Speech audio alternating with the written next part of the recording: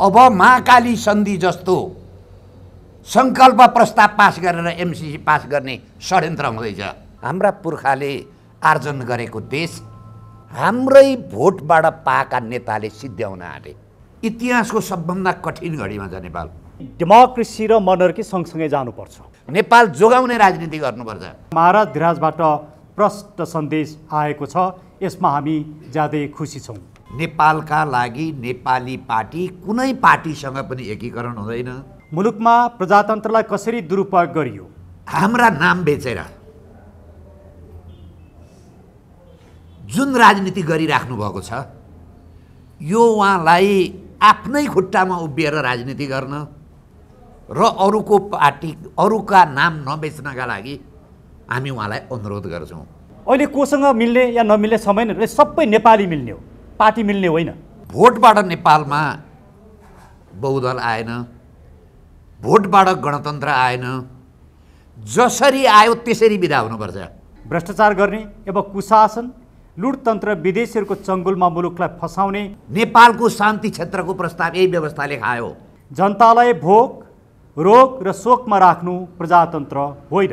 नेपाललाई तपाईँको एमसिसी धकेलेर नेपाललाई द्वन्द्वको अखडा बनाउने, शान्तिपूर्ण र अहिंसात्मक रूपमा गद्दी त्याग गरी महाराज धिराजले मुलुक र नागरिकप्रति गरेको त्याग र तपस्यालाई उच्च मूल्याङ्कनका साथ आम नागरिकले बुझ्न अब ढिलो भइसकेको छ। सिंहदरबारमा धेरै मान्छेहरू पुगे, तर जनताको चाहिँ नि समस्यालाई ध्यान दिने को पनि पुगेन। बोल्नु परेन युनिभर्सिटीका प्रोफेसरले। यो अवस्था मुलुकलाई कसले पुर्यायो? अलमलिएको सरकार, भत्किएको संसद, बिग्रिएको न्यायालय, भाँडिएको निर्वाचन प्रणाली र विभाजित समाजको चक्रव्यूहले आज नेपाल र नेपाली समाज आक्रान्त भएको छ। हाम्रो प्यारो मुलुकलाई यस अवस्थामा पुर्याउने दल र नेताहरूबाट अब मुलुकले निकास पाउन सक्दैन। पार्टीका अध्यक्षज्यू, महामन्त्रीज्यू, यस पार्टीका सल्लाहकारज्यू लगायतमा सम्पूर्ण उपस्थित मित्रहरूलाई धन्यवाद दिन चाहन्छु। आजको यो प्रेस मिटका दुईटा महत्त्वपूर्ण उद्देश्यहरू छन्। पहिलो उद्देश्य आज प्रजातन्त्र दिवस हो र प्रजातन्त्र दिवसको उपलक्ष्यमा हामी सबै यो दिनलाई गौरवको दिनको रूपमा लिन्छौँ र आज प्रजातन्त्र दिवसको उपलक्ष्यमा महाराज धिराज ज्ञानेन्द्र वीरविक्रम शाहदेवबाट पनि जुन शुभकामना सन्देश आएको छ, त्यो ज्यादै महत्त्वपूर्ण शुभकामना सन्देश छ र प्रजातन्त्र दिवस र त्यो शुभकामना सन्देशको बारेमा नेपालका लागि नेपालीले आफ्नो धारणा राख्न चाहन्छ। त्यही कारणले हामीले यो पत्रकार सम्मेलन गऱ्यौँ। दोस्रो, नेपालका लागि नेपालीले हाम्रा केही सीमित केन्द्रीय सदस्यहरूसँग हामी नेपालका लागि नेपालीले 2078 साल फागुन 17 गते दिनको 11:30 बजेबाट सुरु हुने गरी नियमित रूपमा व्यवस्था परिवर्तनका लागि गर्न लागेको नागरिक आन्दोलनका सन्दर्भमा छलफल गरेर एउटा निष्कर्षमा पुग्यौँ र त्यो निष्कर्ष के हो भन्ने कुरा पनि जानकारी गराउनका लागि यो पत्रकार सम्मेलन गरिएको छ।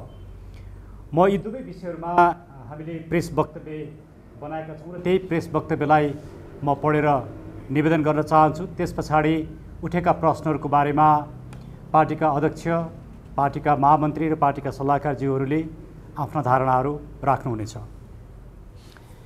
प्रेस वक्तव्य 2078 11:07 परिवर्तनका लागि नागरिक आन्दोलनलाई साथ, समर्थन, सहयोग एवं सहभागिताका लागि हार्दिक आह्वान।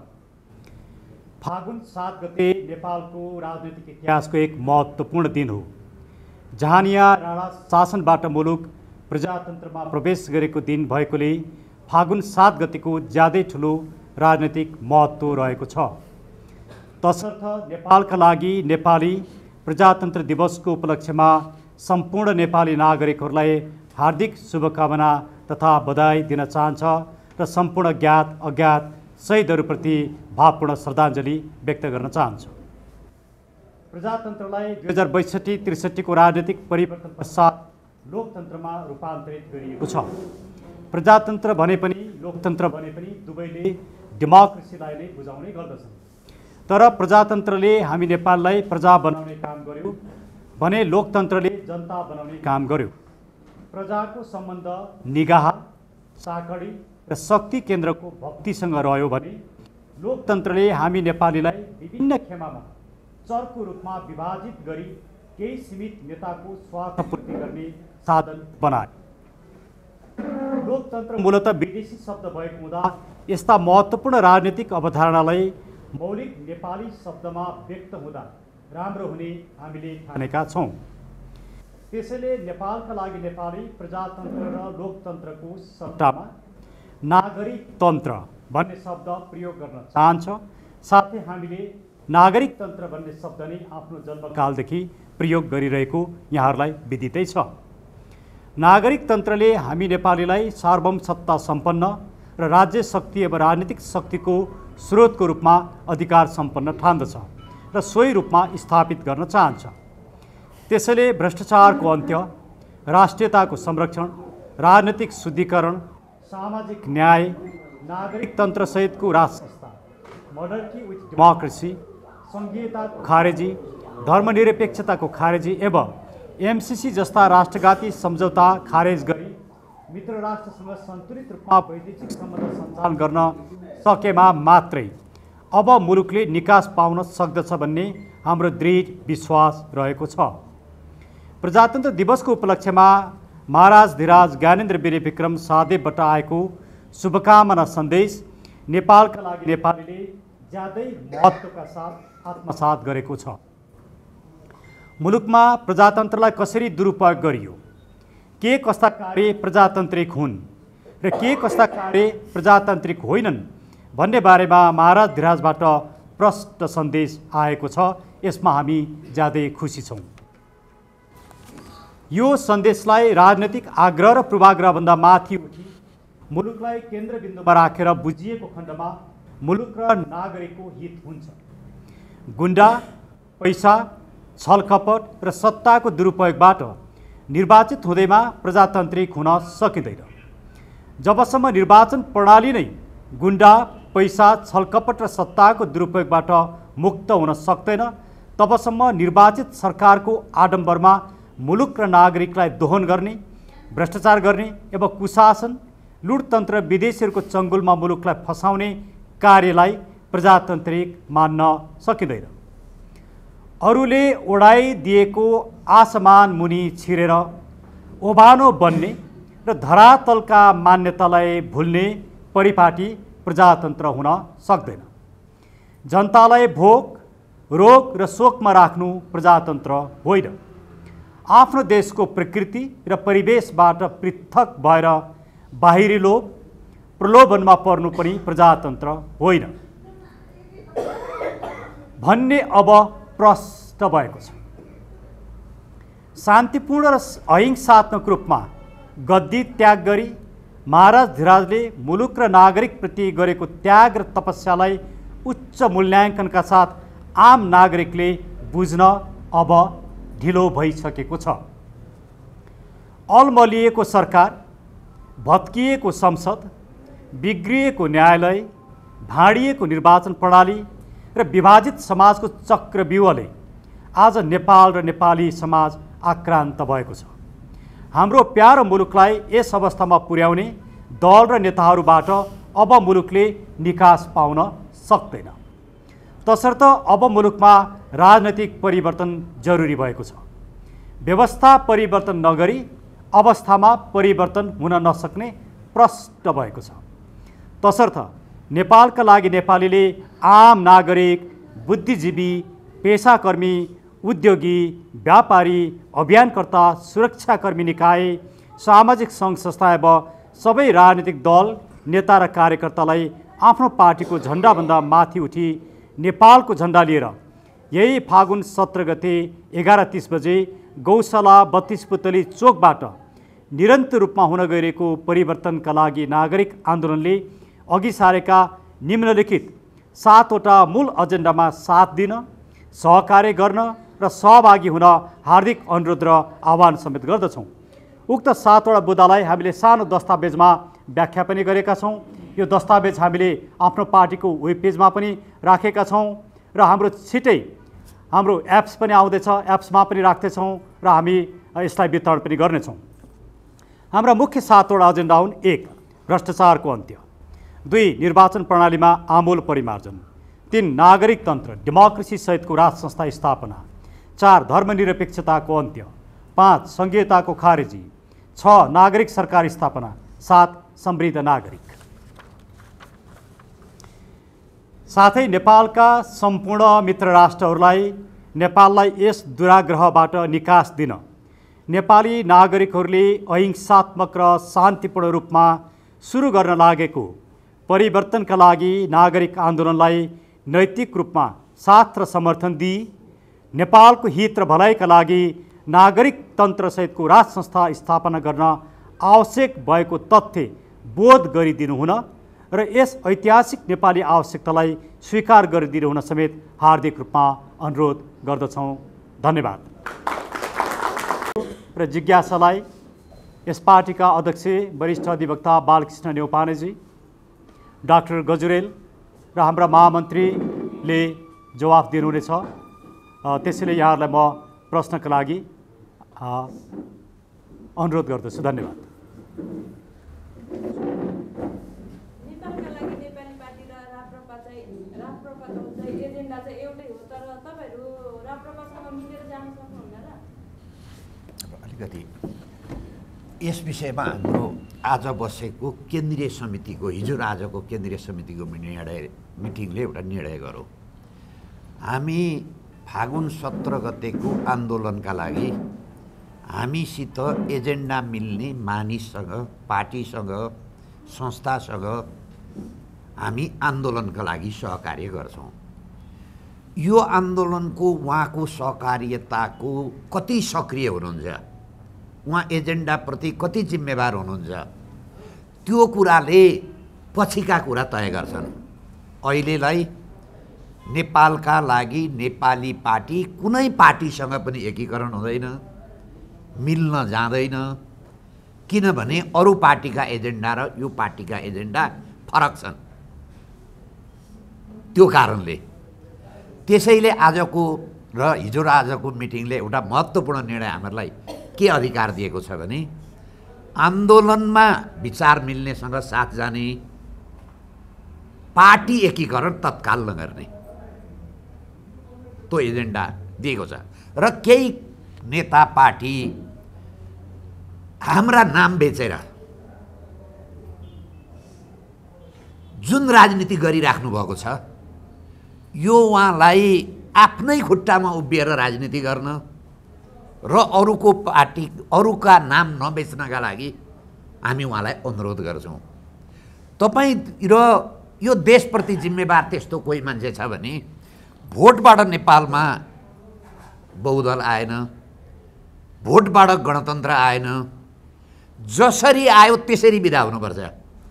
त्यसैले आन्दोलनका लागि हामी जम्मैसँग खुला छौँ। यो आन्दोलनको बेलामा पार्टीका कुरा गरेर तमाम देशवासीलाई र हाम्रा कार्यकर्तालाई हामी भ्रम छर्दैनौँ। अरू कसैले भ्रम छर्दैछ भने त्यो भ्रम पनि बन्द गर्नुहोला। र यो देशका लागि नेपालको भन्नुहोस् त अवस्था इतिहासको सबभन्दा कठिन घडीमा छ नेपाल। हाम्रा मित्र राष्ट्रसँग कसैसित सम्बन्ध राम्रो छैन। हाम्रो जम्मै आर्थिक स्थिति डामाडोल छ। नेपालको शान्ति क्षेत्रको प्रस्ताव यही व्यवस्थाले खायो, असंलग्न परराष्ट्र नीतिको सिद्धान्त यही व्यवस्थाले खायो। अब भन्नुहोस् त, हामीहरूलाई एउटा चाहिँ तपाईँको शक्ति राष्ट्रको खेल मैदानमा परिणत गर्ने खेल खेल्दैछन्। यही व्यवस्थाभित्र चुनाव लडेर, चुनावबाट सत्तामा गएर भ्रष्टाचार गर्ने माध्यम बन्ला, तर देश र देशवासीको समस्या समाधान नहुने भएको कारणले हामीहरूले पहिलो प्राथमिकता आन्दोलनलाई गरेका छौँ।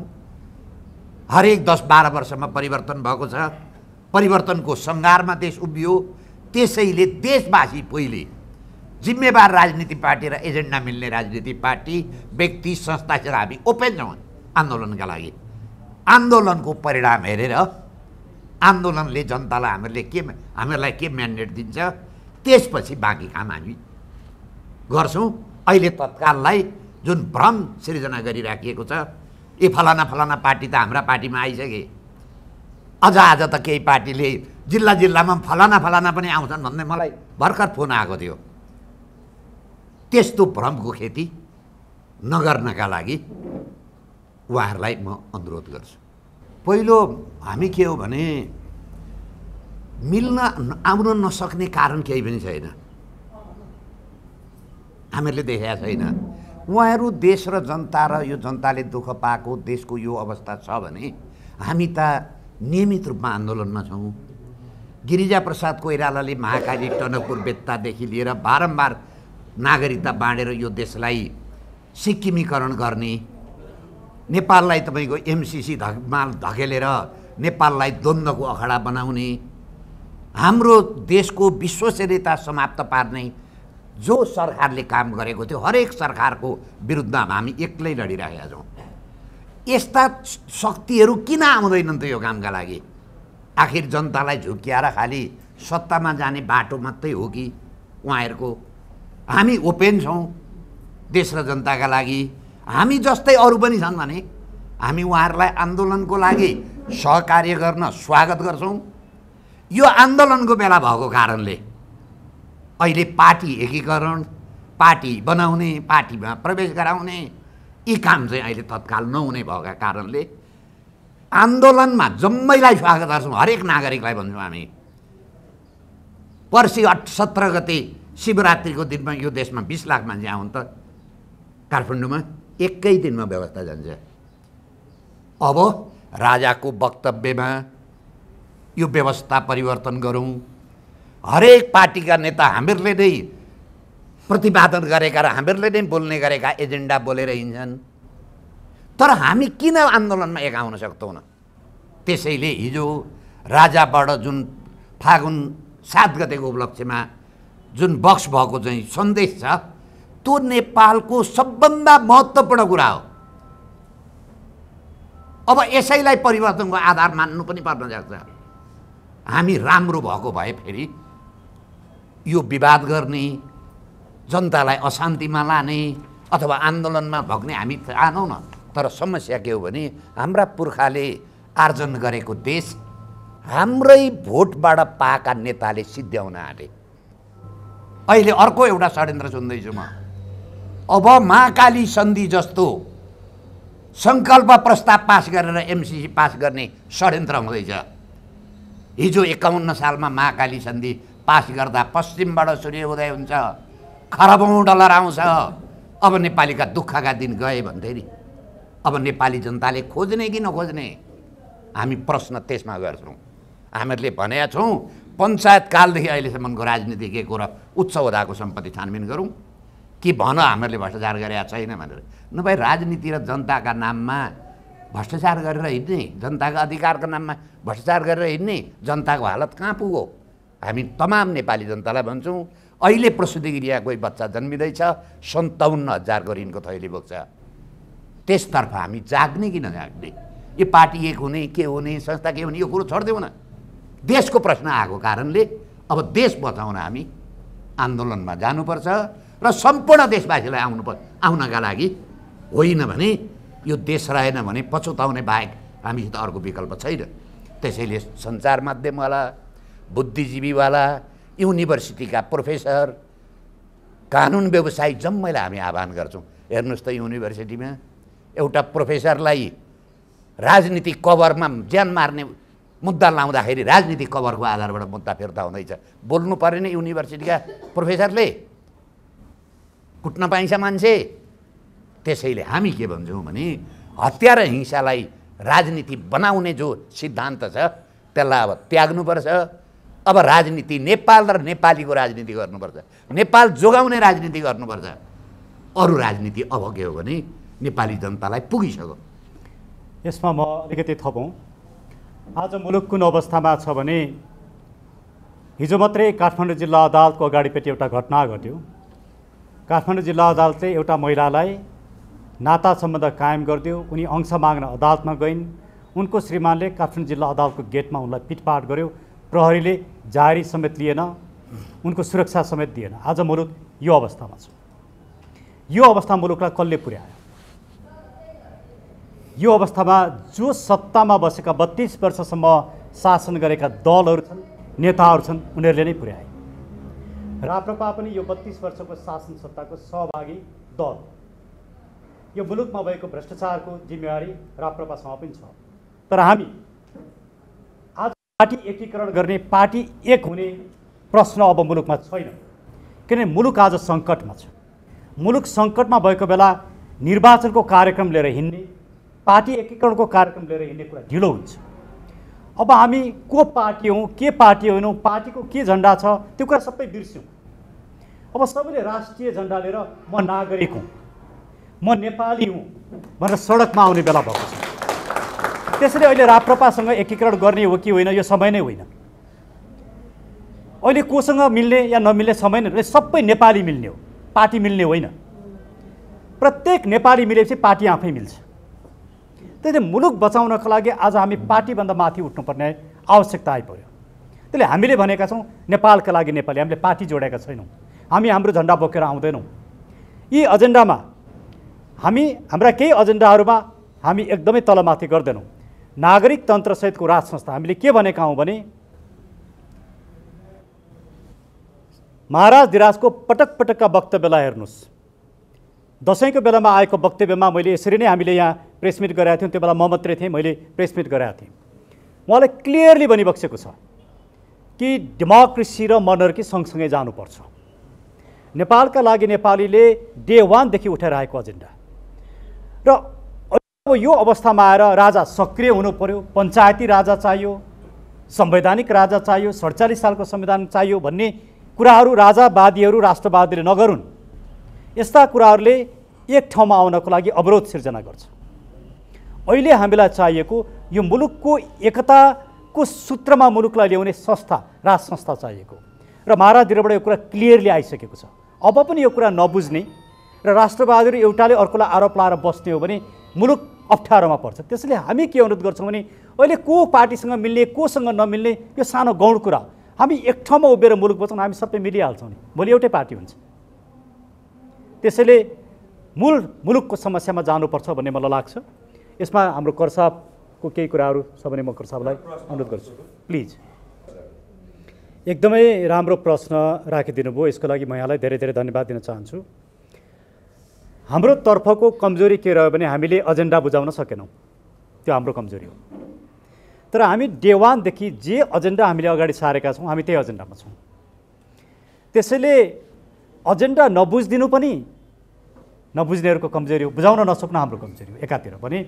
अर्कोतिर यहाँले भने जस्तै जब एउटा उभार मुलुकमा आयो, त्यो उभार आइसके पछाडि हाम्रो अभियानलाई टुक्राउने काम गरियो।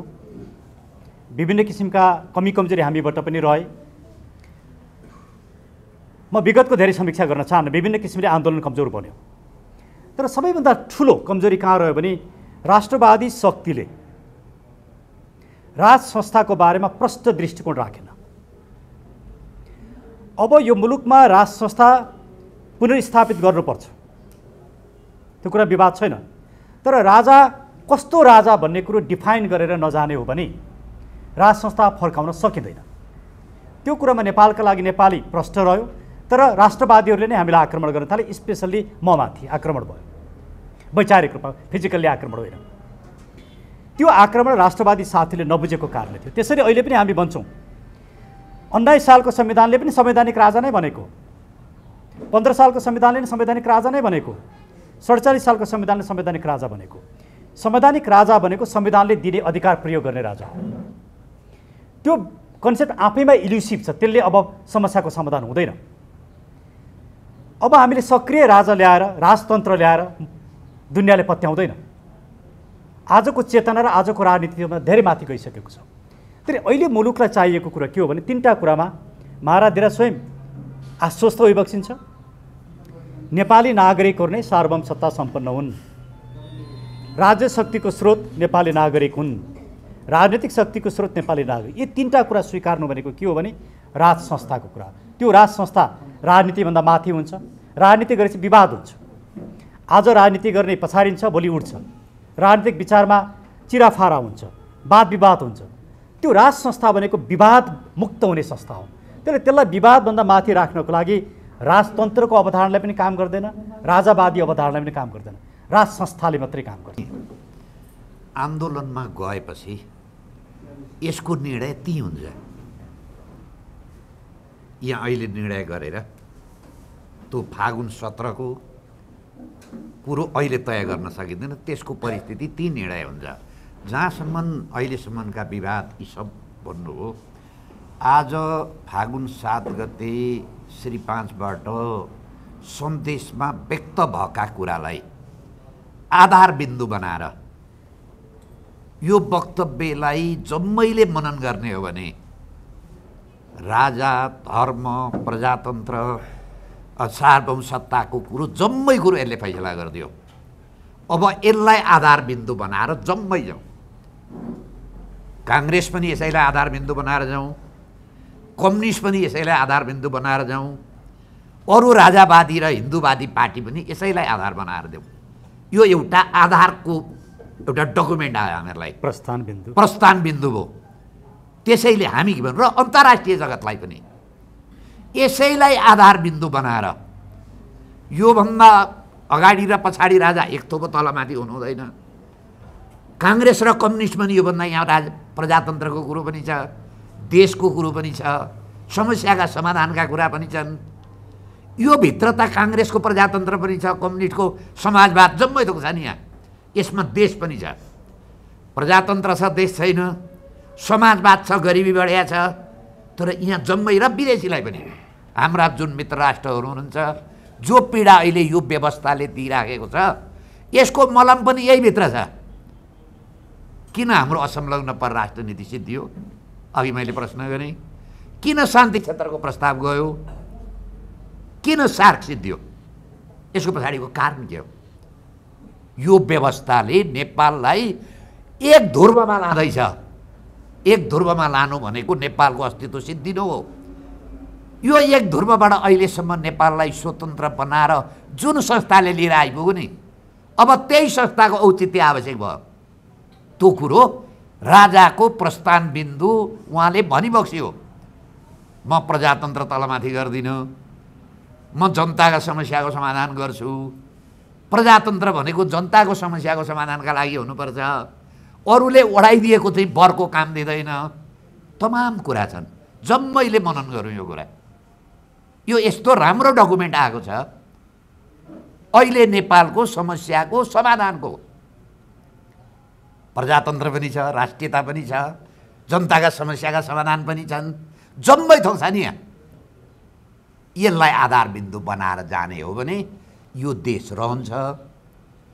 होइन काङ्ग्रेस आफ्नो लाइनमा जाने, अरू कम्युनिस्ट आफ्नो लाइनमा जाने, दुई ध्रुवका राष्ट्र आफ्नो तानातानमा जाने हो भने हाम्रो अस्तित्व समाप्त हुन्छ। यसलाई जोगाउने आधार भनेको फागुन 17 को आन्दोलन हो। यसले नेपाललाई एउटा निर्णायकमा पुर्याउँछ। अब नेपालीका राम्रा दिन आउँदैछन्। राजाले यो कुरो व्यक्त गर्नु भनेको प्रजातन्त्रवादीलाई पनि खुसी हुनु हो। सच्चा प्रजातन्त्रवादी हो नि फेरि। गरिब जनताको हित गर्ने कोही कम्युनिस्ट पार्टी छ भने त्यो पनि खुसी हुनुपर्छ। तर समस्या त यहाँ के हो भने प्रजातन्त्रका नाम लिएर अरू नै तन्त्र चलाउने, जनताका गरिबका कुरा ल्याएर अरूकै तन्त्र चलाउने समस्या आएको कारणले हामी यो समस्यामा छौँ। त्यसैले जनताले यसलाई राम्रोसँग मनन गरौँ जम्मैले। यही हाम्रो के हो भने नेपालको प्रस्थान बिन्दु, समस्याको समाधानको बिन्दु हुन सक्छ।